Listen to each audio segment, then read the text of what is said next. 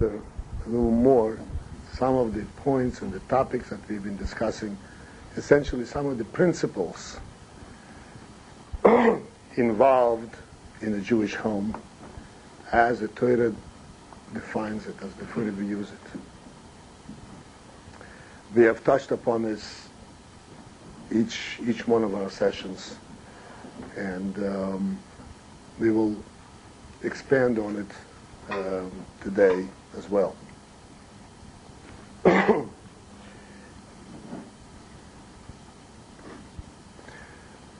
I want to introduce the thought of today by contrasting some of the ideas that are quite obvious and prevalent in Yiddishkeit and Judaism versus the way they are viewed in the world. And hopefully this will bring home a greater clarity to the point that I want to bring out.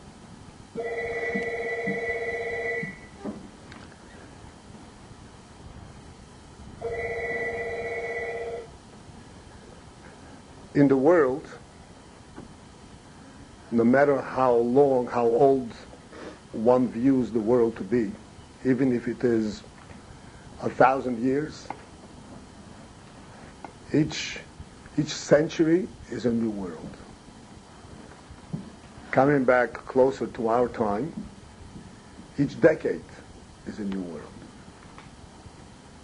And it is really literally meant to that extent.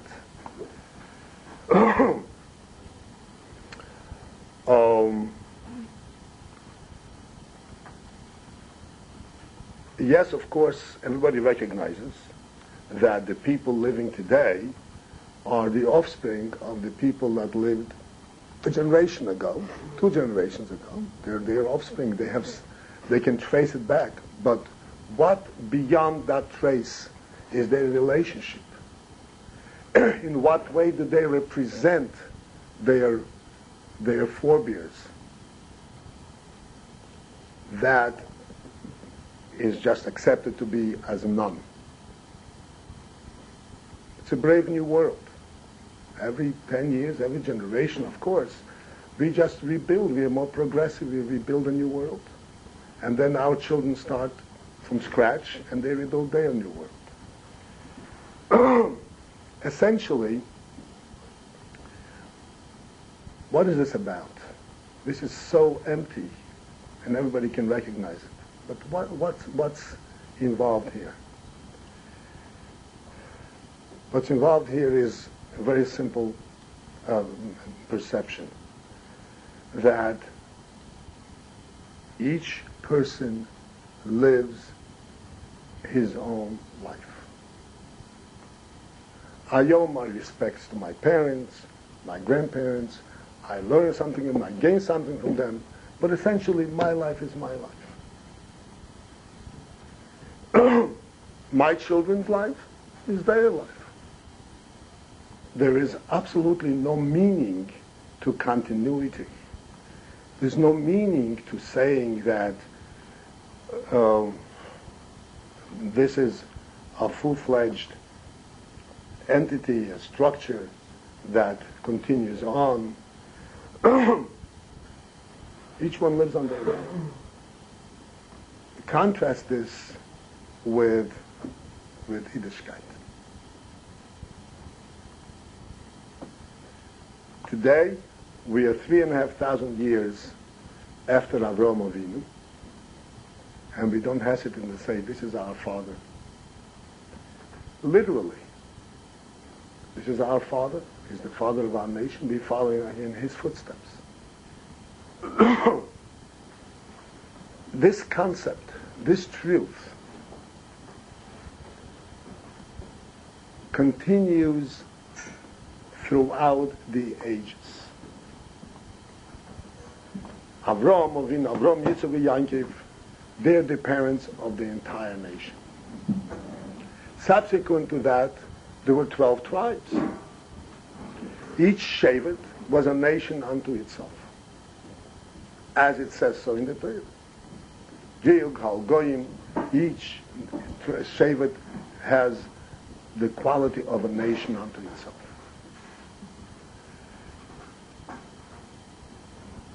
In continuum of that, each individual family, each household has a certain quality of completeness within its shevet, within its nation. Just as the shevet Levi or the shevet Reuven and Yehuda, they are dishvotim, but they still relate themselves to Avram, Yitzchak, and Yankiv. So too does this go down throughout the generations, up until our realm, where each individual person begins to build a new little world within the Jewish nation, within his tribe, within his general and broader family. This, if you reflect back to what we spoke about last week, is very much in line with the concept of the Rebbe. I explained the Rebbe's letter as on a binyan ad yad. And we explained that the binyan ad yad pertains not as to the expense of time. It pertains to the moment of marriage. This is a binyan ad yad. It has started a new structure, a new house, which has all the ingredients of a house, of a permanent house. And then from this will begin to sprout forth new branches.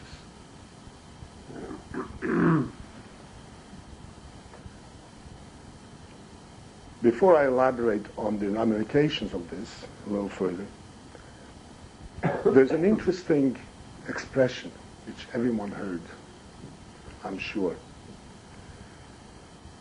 that the man in the house is the king and the woman in the house is the queen. Where is king and queen come into this home? What is the meaning of that? Does king mean because he gives out orders? What does it mean? Is there a counterpart to that outside of Yiddishkeit? Zero. There is no counterpart to it. Because if there is kind of a power position, that's not what we mean over here. That's not a king. That's power. A king, Chassidus explains what a king is, what a queen is. This is not defined by power. I'm not going to go into explaining the union of a king as Chassidus explains it, but just to be brief, direct, it is not a question of power. It's a question, as we explained in the previous times, of bringing in the insight and the significance and meaning to this home. That's what it means. And thus, when we say that there is a king and a queen in a home, what we are saying is there is a true and real world here with a meaning and a purpose, defined within the construct, within the constraints, so to speak, the limited constraints of this little home. Regardless of the fact that there are other little homes that are also developing along similar lines. Makes no difference. Each home is a kingdom unto itself.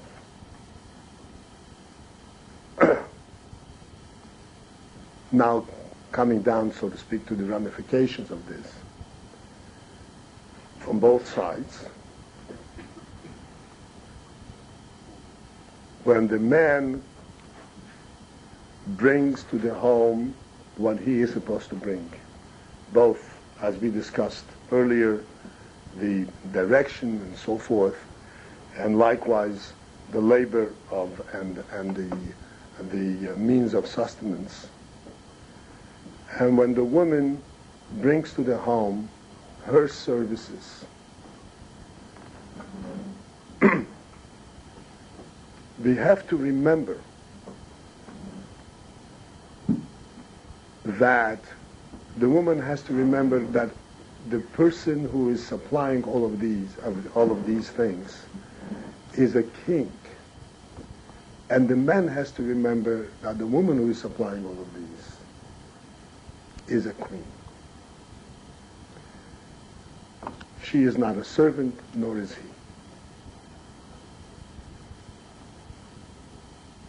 Because these two individuals together are now building and creating a new kingdom. It must be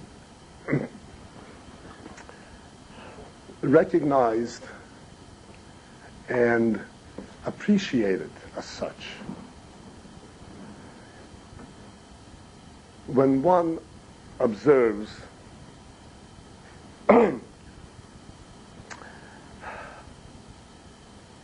there's an illustration that would be pertinent to this, to the point that we want to get to,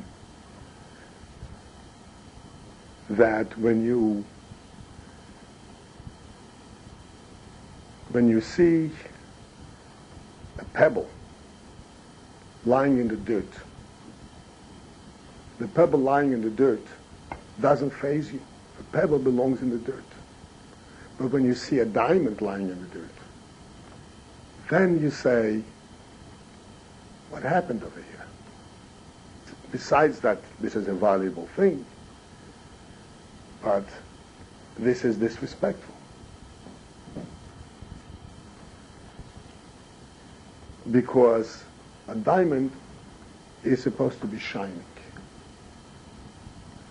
And when it's lying in the dirt, it's total abuse of the quality of this diamond. When you see a person who does not know how to appreciate a diamond from a pebble, you say, oh, what a pity, what a mercy. Where is the intelligence? Where is the quality of this person?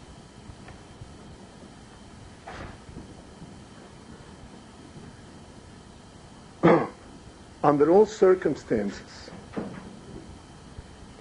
when we see our spouse, whether it's the man or the woman, doing whatever labor they have to do, and whatever services they have to do, we, at that very same time, as we know that this is a must, this must be done, but we see right through it, and we see that this activity and this service is being rendered by a diamond, by a king. It isn't that this is where he belongs, or this is where she belongs. He and she are doing this because they are appreciating the kingdom that they are creating. They are not servants by any means. In line with our approach with the points that we've been making in the past, it is imperative that we understand and appreciate what it is that we are doing. There are difficulties, there are challenges, there is labor, there is sometimes hard labor. And sometimes things work work out, and sometimes they don't. But under all circumstances, we have to know what it is that we are observing. The Rebbe says in the Maimer of Yud Shvat, which is almost around the corner, that one of the qualities that you see in a king is that when it comes to midas hanitzach, to overcoming obstacles, overcoming adversaries.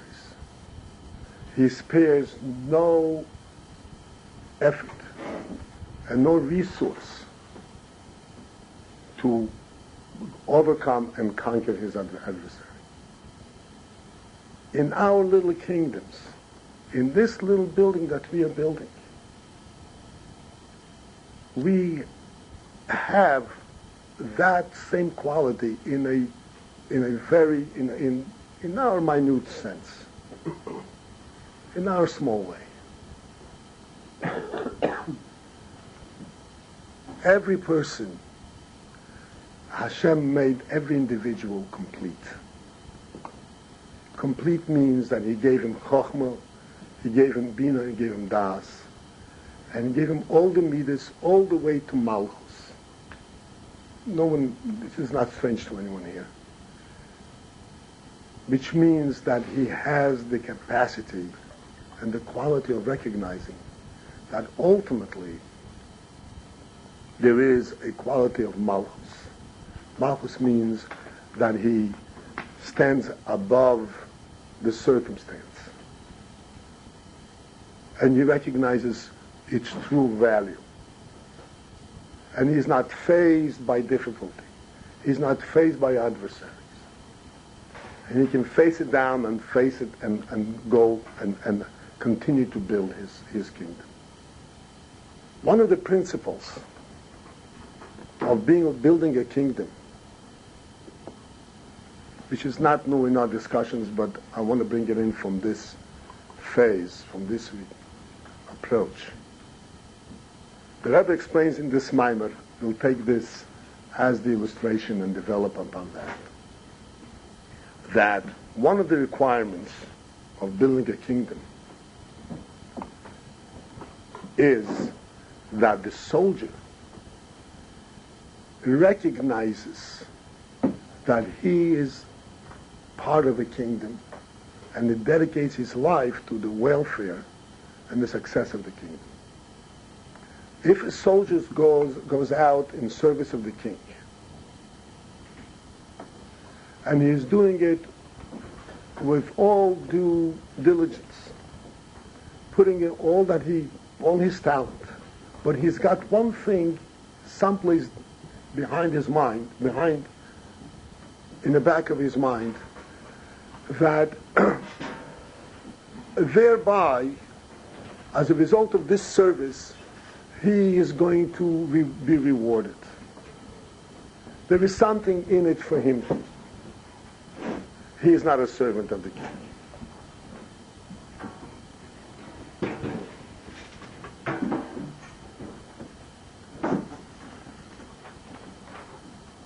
And as a matter of fact, there is a halacha in the Torah. It says in the Torah that when you're preparing to go to war, and you have your army set up and all the soldiers are ready to march, the last thing that happens before you proceed is that the kohen and then the general get up and they say 4 conditions, certain things that upon which the so to speak the prerequisites upon which you're going into this war.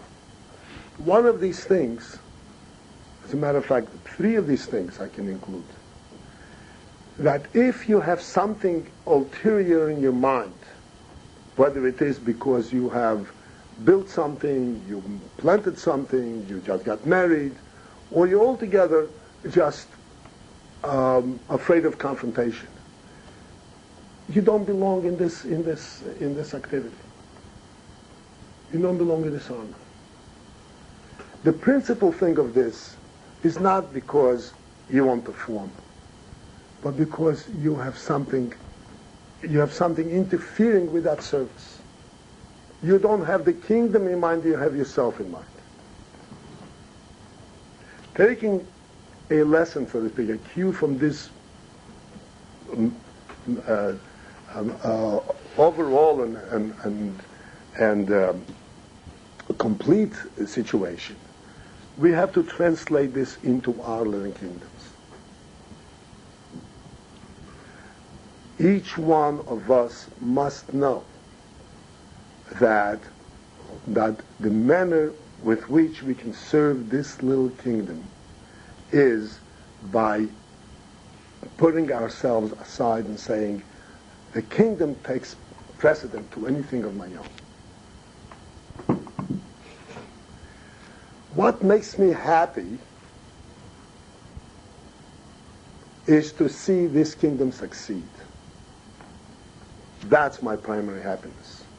That's when I know something is really happening. I'm a building block in a real thing. Now, I recognize that we are living in a physical world, and there are all kinds of influences and all kinds of isms, all kinds of ideas. I'm presenting the Torah view as it is in a pure state. And each one of us can benefit from it, from this knowledge, to the extent that we are able to reflect on it, and to the extent that we reflect on it multiple times. Certainly it's helpful from time to time to reflect on it. What is really going on? People are wont to say, oh, I've struggled so much, I'm ready to give up.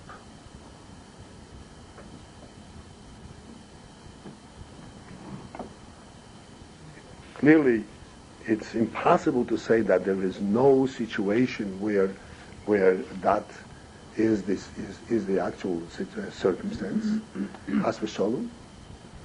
But before we get to that point, one has to reflect and understand, did they reflect upon what it is that they're doing and what it is that they're giving up on?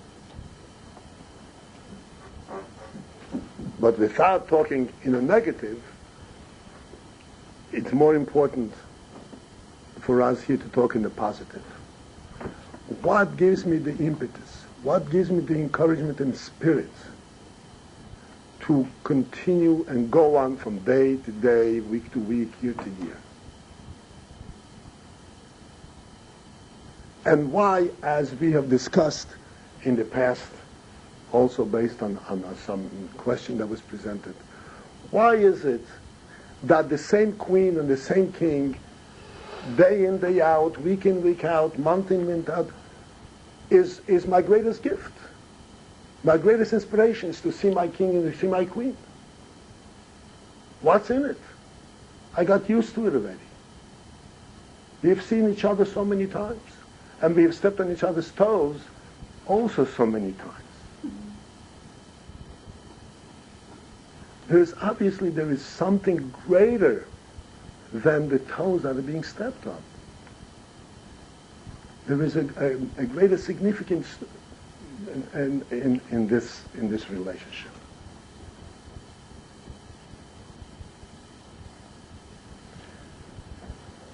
This does not say that things that need to be improved upon, things that need to be learned, that need to be changed. No question about it.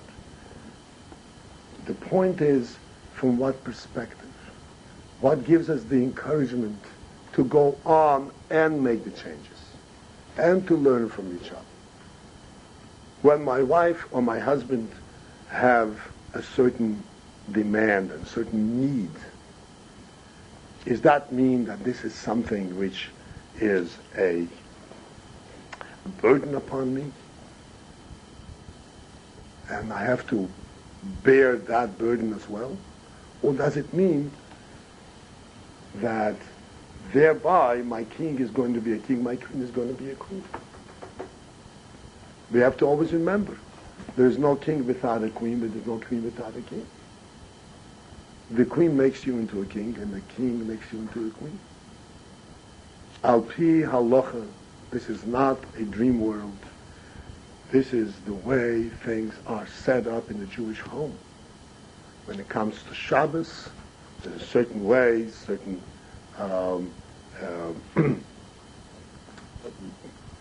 set up that actually reflect these positions of each one. And it's supposed to be up in the like this.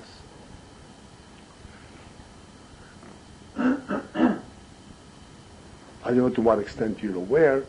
There are certain things that if you were not exposed to it, perhaps you never heard it, perhaps you did, but you'll hear it now if it is for the first time. When a woman has to bench licht, even if she is first just now put up the cholent and she didn't have time to change and all that, she puts something special on, a silk scarf, something to denote that this is now a different time. She's no longer in the kitchen. She's now a queen. We try, to the extent that we can afford it, that the candlestick should be nice, should be beautiful. Why is that? What's the difference? If a candle is meant that it should burn a light, so there's a fire there. What's the difference? What it looks like. The answer is that the queen has to come and bench and light these candles. He has to be suitable for the queen. And the same thing goes throughout the Shabbos table as the Shulchan Aruch prescribes. We must bring the spirit of the Yiddish spirit, the Yiddish sense into our homes. I know that I'll divert slightly, but I think it's in line with what we're discussing and it's very important. I've come across in our community of people, Balei Tshuva, but Balei Tshuva in the full sense of the word. They're Balei Tshuva for many years and have been dedicated to Yiddishkeit in every sense without any reservation. The world that they came from was such that maintained that if you put on nice clothing, you're being vain. You're going into a meaningless world. What you have to wear is shmatas. Then you are being real. You're not boasting, you're wearing denim stuff, and it has to have your patches. Then you're really for real. Then you are yourself. Everyone knows what I'm talking about. Yiddishkeit, Torah, Chassidus, also says you should not be vain. You should be real. You should be truthful. But Chassidus at the same time, Yiddishkeit at the same time says, not no. You have to clothe yourself according to your stature, the kovedik, especially when it comes to Shabbos and Yom Tov.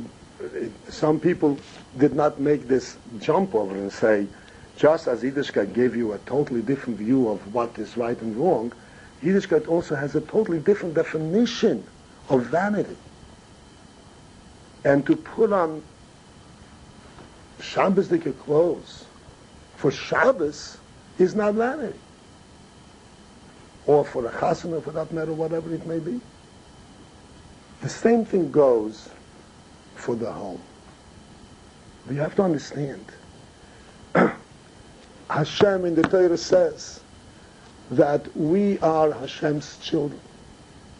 We represent Hashem's kingdom. When we beautify our homes, we are saying that this is what Hashem's kingdom looks like.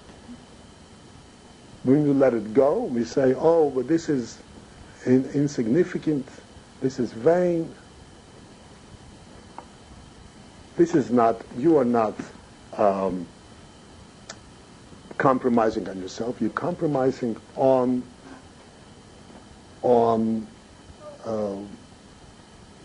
the principle of what you represent, who you represent. it would appear to me, and I'm confident, that the more we understand, we bring the spirit that Yiddishkeit brings, and how Yiddishkeit defines a Jewish home.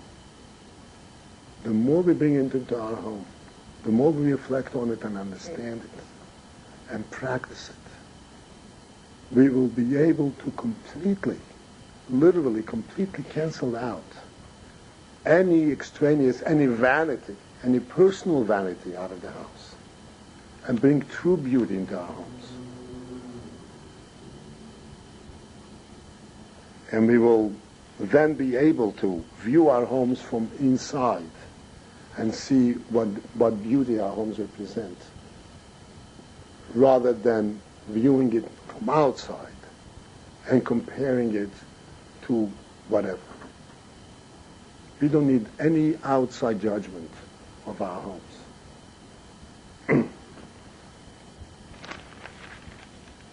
This is one of the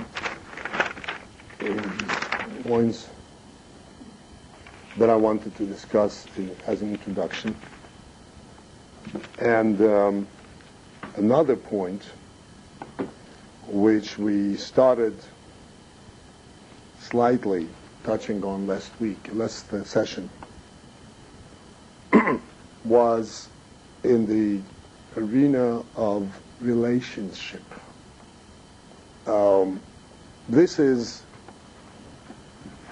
There are certain aspects of this that obviously cannot be discussed in a public forum. If there are certain aspects that need to be discussed, it has to be in private. But in general, based upon the introduction of what a Jewish home is, one can readily understand how each one of us, each one of the couple, each partner, so to speak, in this kingdom, has to respect and also respect the wishes of the other, and do everything possible to make the other feel close, feel wanted, feel respected. There are no limits, whether it be in halacha, whether it be in Chassidishkeit, from any perspective, from any viewpoint that has to do with Torah and Yiddishkeit. There are no limits that would constrain, so to speak, what one is obligated to do to bring happiness, to bring goodwill, to bring affection into the home. We must continuously reflect on the following simple and obvious point, which escapes us very, very often. My spouse has put his life, her life, on the line for this relationship. Both have taken the same giant step. That means that both have trusted each other, have entrusted their well-being and their lives to each other. It is entirely natural for any decent human being, even not in a family setting. When someone comes to you, listen, I'm in your hands. My welfare and my happiness is in your hands. You have to have, as the expression is, a totesh heart. You have to have a heart of stone to abuse this trust. We fail to reflect on this because the pressures of the day and the difficulties that each one has tend to cloud over and say, oh, he doesn't care about me, she doesn't care about me, she's caring about herself and her. Not true. Not true at all. But we have to bring it to our consciousness. It's not true for the obvious reason, but you both depend on each other. You have thrown your lives in together. You are on the same boat. If the boat leaks, you both drown together. On the other hand, this is a great boat. It carries you to great, great distances, to great accomplishments and a great blessing. No matter what it looks like. It may be a rowboat, but it really goes. It really goes. And it takes you to where you need to go. Let me see if I should actually try and get these questions ahead of time so I wouldn't have to read them.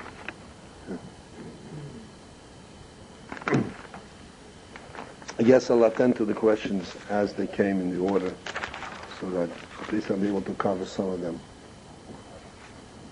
One question is phrased in the following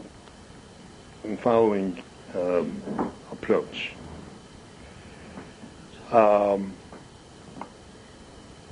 We are saying that the couple should be accommodating to one another,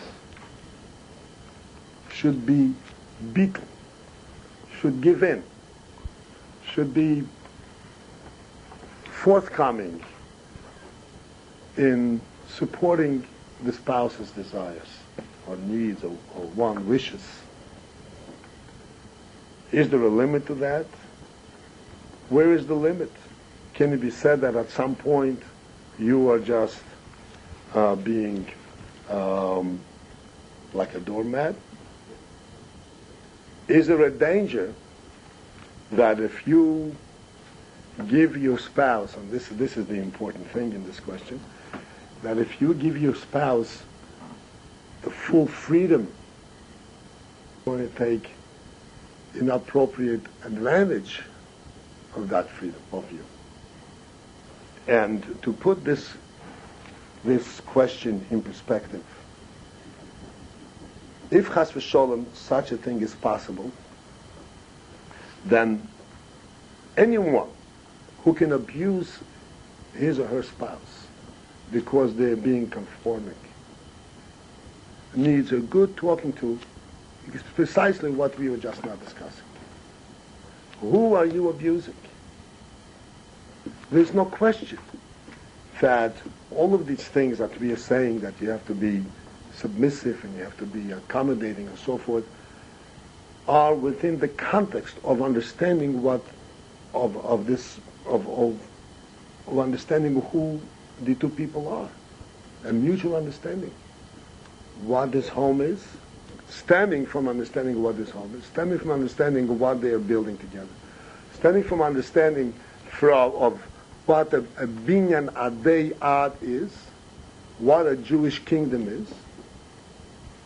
A Jewish family is the beginning of a new branch.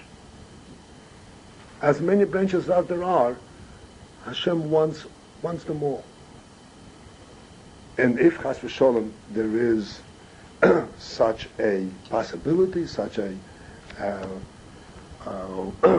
worm someplace in somebody's mind, hopefully they had some exposure, some understanding of what they're doing. And if they hadn't, they should get it now. But surely, whether or not they had the understanding, they had the potential for that understanding. And if need be, it should be filled in now. But after coming to this understanding, I don't think this possibility should even exist. It should be the greatest pain to one spouse to see the other spouse being mistreated, being abused, being... I'll remind you of an episode. Certain things that happen to our Rabbeim, that they express, or sometimes we observe, even though everything is entirely quiet and hidden, but sometimes it's exposed for the intent that we should see it. During the time that there was the flare-up in the machloikis between Lubavitch and Williamsburg, if you were here, if you know about it, there was a time when this was in a very, very terrible state. They bombarded our pizza tanks, and all kinds of different things. They beat up some people that went on a tahalucha. You never heard of this? Okay, good for you. There was a time that it was a very bitter thing. During that, during some of these periods, they had done whatever they can to annoy the Rebbe, and so forth. One of the things that they did, they started to annoy the Rebbetzin in a horrific way, in a very disrespectful way. The Rebbetzin was a very wise woman, and she knew how to handle them. They called on Shabbos the fire department to her house. The fire department. And they had sent to her a gift, despicable thing. It was presented to her at the door, a present, a goy, whatever it is. The Rebbe was able to handle all of this in a very respectable, very beautiful way. But the Rebbe spoke of one of these incidents. He spoke by a Fabrengen. And this was a time when the Rebbe was saying the expression, Loi mehem, Loi mehamoinum. We have nothing to do with them. We want nothing to do with them, not with them and not with their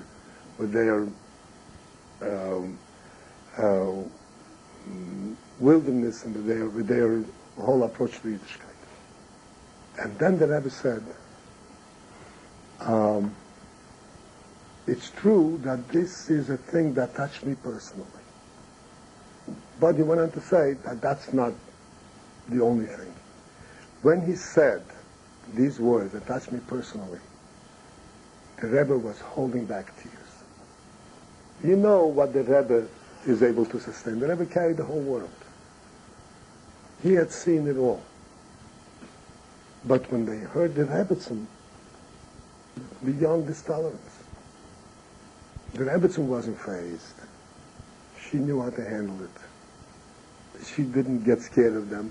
And besides that, there were bochim there. I mean, since then, they made all kinds of gardens and so forth. But that wasn't the case. She wouldn't be physically harmed.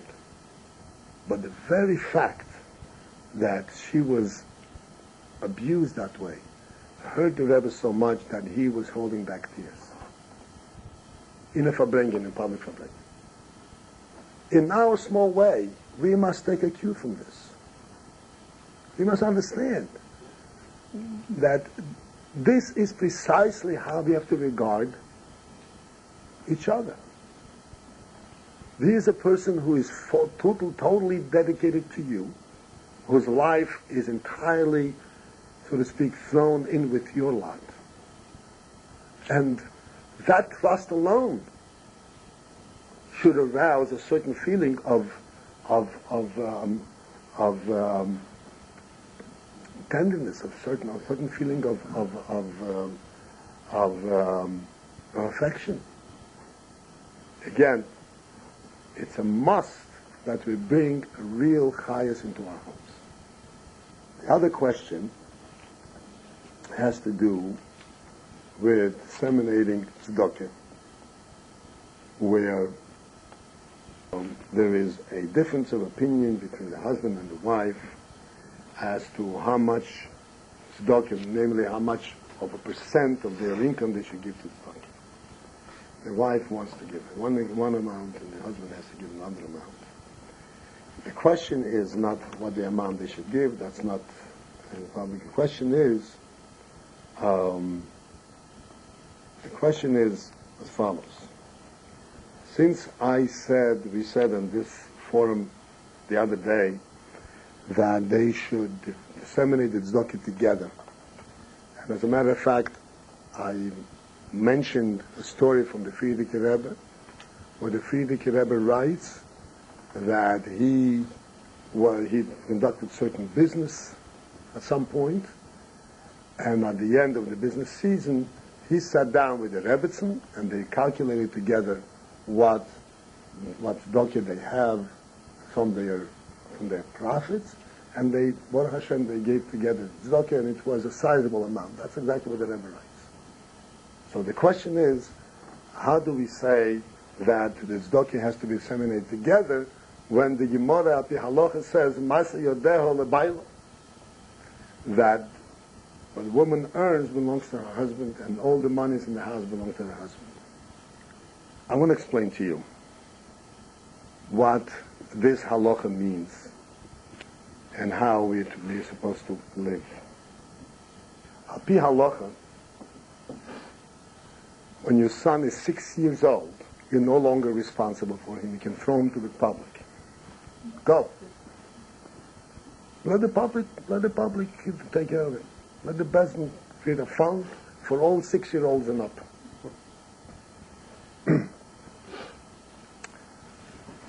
But the question is still true, okay?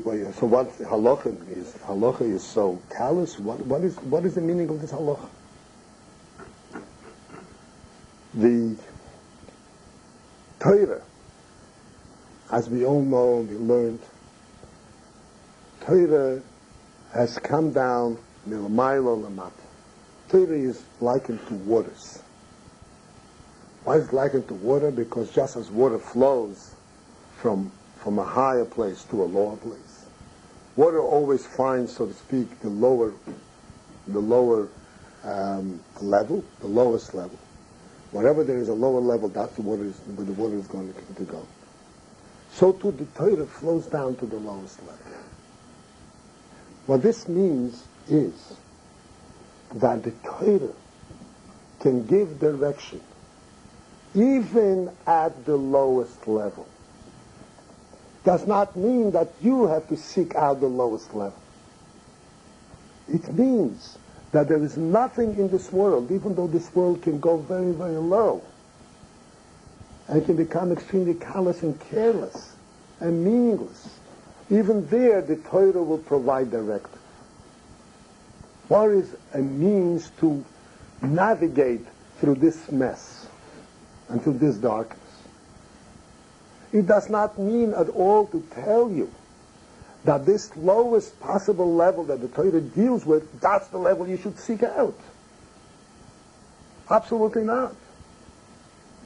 You have to seek out to rise into a higher level, to a more meaningful level. But this halacha is what you quote over here, whoever it is, Ma'aseh L'Baylo. There are all kinds of halachas associated with this. And essentially what it says, if it comes down to it, that these two people cannot live in peace with each other, okay, here the Chacham have set up a certain ruling that will keep them in some kind of a peaceful state. That's not to define, to describe the Jewish home. That's not to aspire to. The Rebbe writes that he earned money by conducting business. And at the end of that business, he sat down with the Rebbetzin. And together, that's what he writes. As I mentioned before, and the Rebbe said multiple times, what is told to us about the Rabbeim is meant for us to learn from. Chas v'sholem, that we should say that the Torah means for us to descend to the lowest level. If you look in Halacha, you look in the Rambam, in Halacha, the Rambam says, yes, such and such and such and such, like you mentioned here, there's all kinds of different rights and powers and so forth, and then afterwards the Rambam says, however, you should respect your wife more than yourself. And he goes on to describe all kinds of different aspects of how one should show his respect to his wife. Even though Masya Yadeh Labailo, Masya Yadeh Labailo, for those who don't know, means that, as I said, whatever she earns belongs to him. All kinds of different things. This is not meant to describe a Jewish home. And this is precisely what we're trying to deal with. We are trying to bring out and to define and express and show what the Torah view, what the Torah perspective is on the Jewish home. And build our homes from that perspective. Let me see if I can handle one more. The question, if a husband and wife feel that they need guidance, the question is whether they should go together or they should go separate. They have a difference of opinion in that. Generally speaking, my experience was that ultimately, if you're talking in terms of guidance, like to go to Mashpia, to a Rav, ultimately, it has to be together.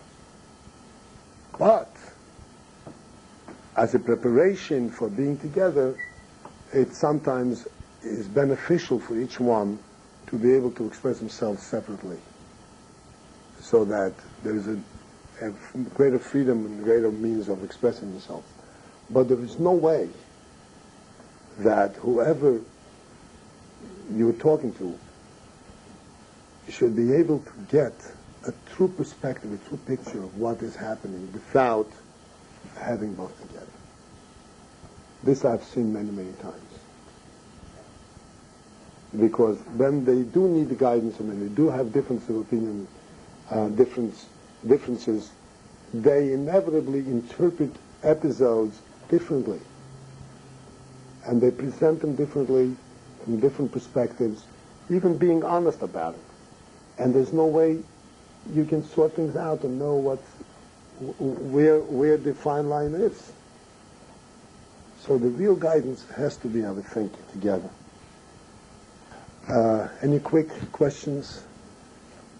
I value very, very much if you have questions on the principal topic of that I discussed, because this is what I really am about. This is what I really want to convey and hope that you would think into and try to incorporate into your thinking, into your homes. Because we know the Torah says, Kol hamachla shesamti b'Mitzrayim le'yosim olecha ki ani Hashem reifecha. All the sicknesses that I put in Mitzrayim, I will not put upon you, because I am Hashem, your doctor, who cures you. So the Gemara says, if I will not put upon you the sicknesses, what are you a doctor for? Ki ani Hashem reifecha. If the sickness is not there to begin with. The answer is, that's precisely what Torah is. The medicine of Torah is such that it prevents the sickness from setting in the first place. That's what we have to aim for. We have to know, as a last point, the world is replete with problems, to the point where if you ask a psychologist, he will tell you there is no possibility of a home without problems.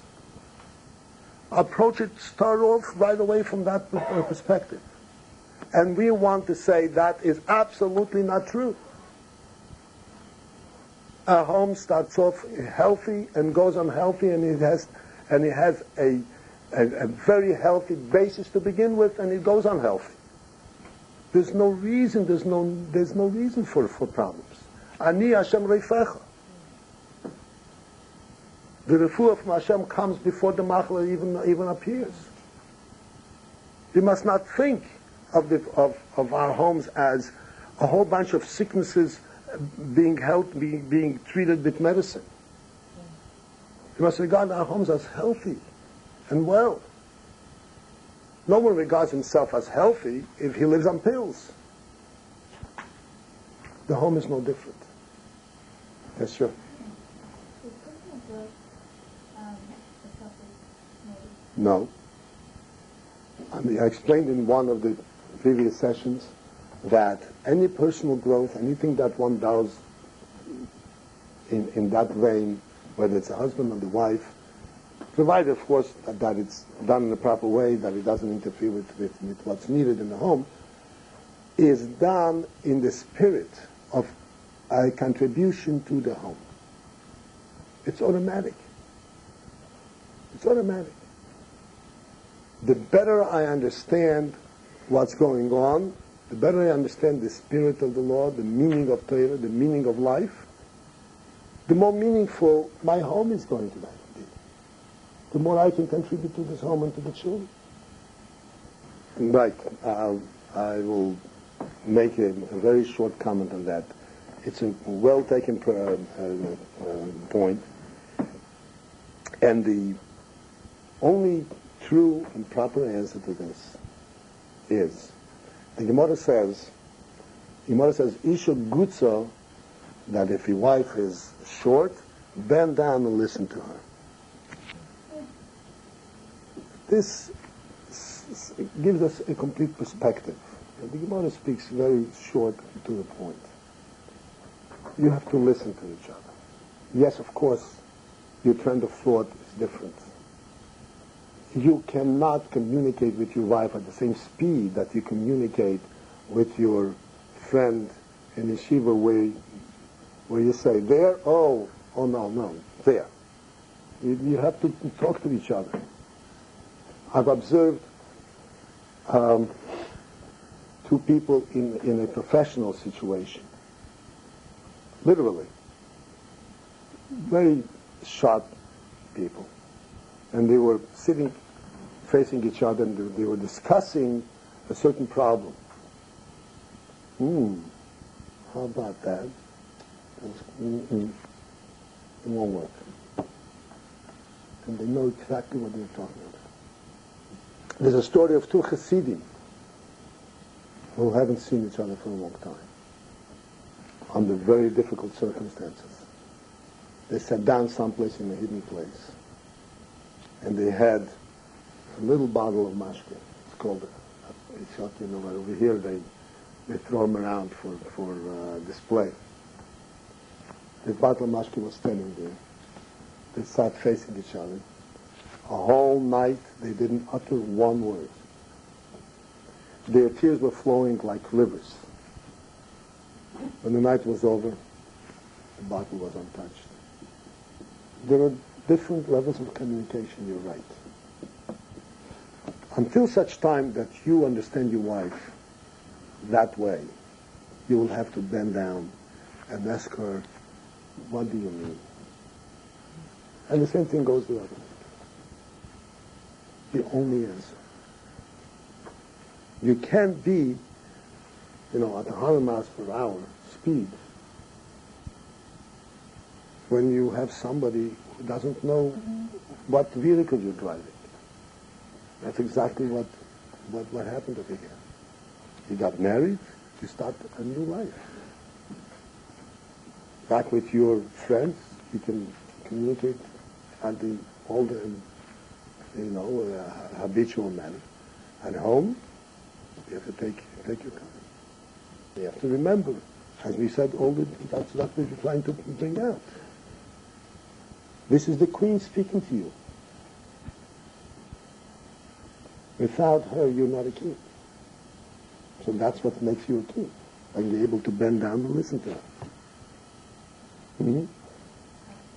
I'm sorry? The importance of having friends. Absolutely. When you're in like, are they different from men and women? No. Men continue to mingle with men, and they have to verbring with men, they have to learn with men, and women continue to have friends with women. There's no question about it. This whole idea, I have to tell you that, Ahmad Islam, and they have boys mingling with the girls, this is tragic. Besides being tragic in in very real terms in Yiddishkeit, it just destroys the individual. Destroys the individual. I don't want to go into this, it's a horrific thing. Women definitely relate to women on their level, and men relate to men on their level, but in the home they relate to each other. It's a totally different meaning, totally different relationship. And if you ask me whether there is a necessity for women to have women friends, the answer is absolutely. Absolutely. And if there is a shortage of that, we have to find ways to develop that and to broaden that circle. Even though women have a little difficulty getting out of the house with babies, so during the week they find ways that they